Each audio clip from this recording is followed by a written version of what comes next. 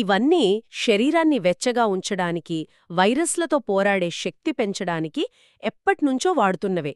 పుదీనా టీ కూడా breathing easy అవ్వడానికి హెల్ప్ చేస్తుందని ఉంది. ఇంకా వేపాకు, కరివేపాకు, చింతచిగురు వీటి గురించి కూడా మెన్షన్ చేశారు. అబ్బో! లక్షణాలు తగ్గకపోతే, అంటే ఒక 2-3 రోజులైనా తగ్గకపోతే అప్పుడు కేవలం వీటిమీదే ఆధారపడకూడదు. కరెక్ట్. డాక్టర్ దగ్గరికి వెళ్ళాలి. తప్పకుండా వైద్యుణ్ణి సంప్రదించాలి. ఇవి కేవలం సపోర్టివ్గా వాడుకునేవే కానీ కంప్లీట్ ట్రీట్మెంట్కి ఆల్టర్నేటివ్ కాదు. అది చాలా ఇంపార్టెంట్ పాయింట్ చెప్పారు. సో మొత్తానికి చూస్తే ఈ మూలం మనకి జలుబు, దగ్గు లక్షణాల్ని ఇంట్లోనే న్యాచురల్గా తగ్గించుకోవడానికి చాలా ఆప్షన్స్ చూపించింది. అవును, గొంతు దగ్గర నుంచి దగ్గు, ఇమ్యూనిటీ వరకు చాలా వెరైటీ ఉంది. నిజమే. అన్నీ కూడా మనకి అందుబాటులో ఉండే సహజమైన పదార్థాల మీద ఆధారపడి ఉన్నాయి. అదే సమయంలో అవసరమైతే మోడర్న్ మెడిసిన్ హెల్ప్ తీసుకోవాలి అనే బ్యాలెన్స్డ్ వ్యూని కూడా ఇస్తోంది. ఇదంతా చూస్తుంటే